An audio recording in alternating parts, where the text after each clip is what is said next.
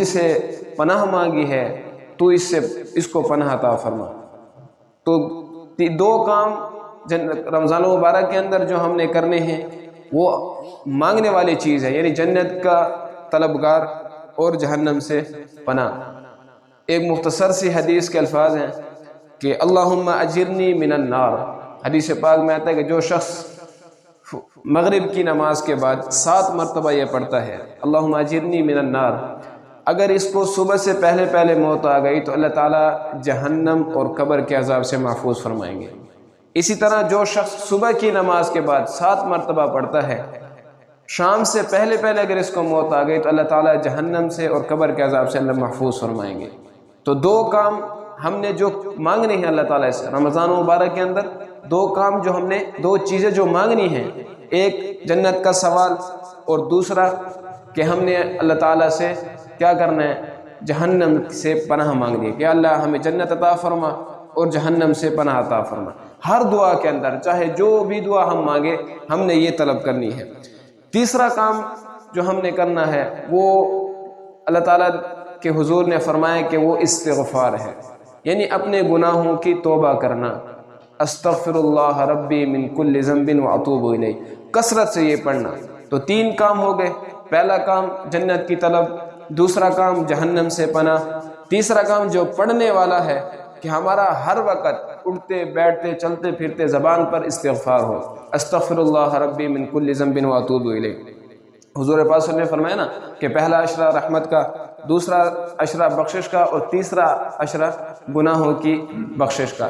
تو ہم نے استغفار کی کثرت کرنی ہے، جہاں بھی چلتے پھرتے اٹھتے بیٹھتے استغفر اللہ ربی من کل ذنب واتوب الیہ پڑھنا ہے۔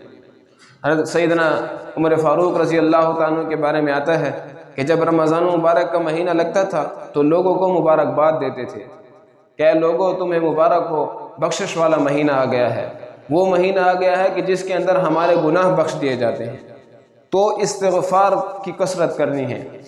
امام حسن بصری رحمۃ اللہ علیہ بہت بڑے اللہ والے ہیں، بہت بڑے اللہ والے گزرے ہیں، بہت بڑے ولی ہیں، بہت بڑے بزرگ گزرے ہیں۔ ان کے بارے میں ایک واقعہ لکھا ہے، فرماتے ہیں کہ ایک آدمی ان کے پاس آیا، کہنے لگا کہ حضرت مجھے کوئی وظیفہ بتا دیں کہ میں بہت گنہگار ہوں، خطا کار ہوں، بہت سیاکار ہوں، کوئی ایسا وظیفہ بتا دیں کہ میرے گناہ دھل جائے۔ تو انہوں نے کہا کہ تم ایسا کیا کرو، استغفار کی کثرت کیا کرو، استغفر اللہ ربی من کل ذنب واتوب الیہ، یہ کثرت سے کیا کرو، اللہ تعالیٰ تمہارے گناہوں کو معاف فرما دیں گے، اور توبہ کرو کہ دوبارہ تم گناہ نہیں کرو گے، توبہ کا عزم بھی کرو۔ وہ شخص چلا گیا، کچھ عرصے کے بعد ایک اور آدمی آیا، اس نے آ کر کہا امام صاحب مجھے کوئی ایسا وظیفہ بتا دے کہ آپ کو پتہ ہے بارشیں نہیں ہو رہی، سارے علاقے والے پریشان ہیں، جانور مر رہے ہیں، قحط سالی ہے، سارے علاقے والے بڑے پریشان ہیں بارش نہ ہونے کی وجہ سے، کوئی ایسا وظیفہ بتا دیں کہ ہم وہ پڑھیں اور بارش آ جائے، اللہ تعالیٰ کی رحمت آ جائے۔ تو حضرت نے اس کو بھی کہا کہ تم استغفار کیا کرو، استغفر اللہ ربی من کل ذنب واتوب الیہ، یہ استغفار پڑھا کرو، سارے علاقے والے اکٹھے ہو کر اللہ تعالیٰ سے توبہ کریں اور یہ استغفار پڑھیں، انشاءاللہ اللہ تعالیٰ رحم فرمائیں گے۔ وہ شخص چلا گیا، پھر کچھ دنوں کے بعد تیسرا آدمی آیا، اس نے آ کر کہا حضرت کوئی وظیفہ بتا دیں، میں بہت غریب ہوں، تنگ دستی کے عالم میں دن گزر رہے ہیں، قحط سالی کے اندر دن گزر رہے ہیں، بہت زیادہ تنگ دستی ہے، کوئی ایسا وظیفہ بتا دے کہ اللہ تعالیٰ مجھے مالدار بنا دے۔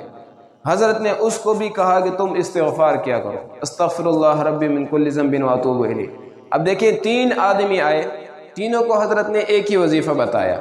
اب کچھ عرصے کے بعد ایک چوتھا آدمی آیا، اس نے آ کر بھی کہا حضرت میں بے اولاد ہوں، مجھے اولاد کے لیے کوئی وظیفہ بتا دے۔ حضرت نے ان کو بھی وہی وظیفہ بتایا کہ تم استغفار کیا کرو۔ اب دیکھیں 4 آدمی آئے، 4 آدمیوں کا مقصد الگ الگ، بیماری الگ الگ، لیکن حضرت نے علاج ایک ہی بتایا۔ پہلا آیا کہنے لگا گنہگار ہوں، فرمایا استغفار کرو۔ دوسرا آیا کہنے لگا قحط سالی ہے، بارش سے آسمان سے بارش نہیں برس رہی، کہا کہ استغفار کرو۔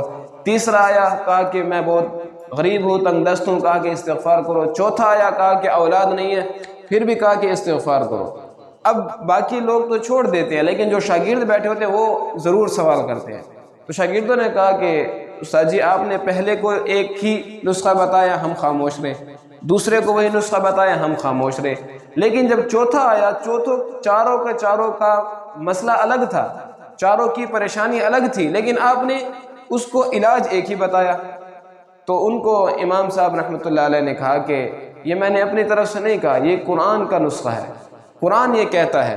شاگردوں نے کہا کہ یہ قرآن کا وظیفہ ہے، کہنے لگے ہاں یہ قرآن کا وظیفہ ہے۔ پھر حضرت نے قرآن کریم پڑھا، فرمایا کہ دیکھو قرآن کریم کے اندر سورۃ النوح کے اندر 29 پارہ ہے، فرمایا کہ فَقُلْتُ اسْتَغْفِرُوا رَبَّكُمْ إِنَّهُ كَانَ غَفَّارًا، فرمایا استغفروا ربکم، جو شخص تمہارے رب کے پاس استغفار کرتا ہے، انہو کان غفارا، پہلا کام کہ اللہ تعالیٰ اس کو بخش دیتے ہیں۔ جو پہلا آدمی آیا تھا کہ میں بہت گنہگار ہوں، اب یہ اس کا علاج۔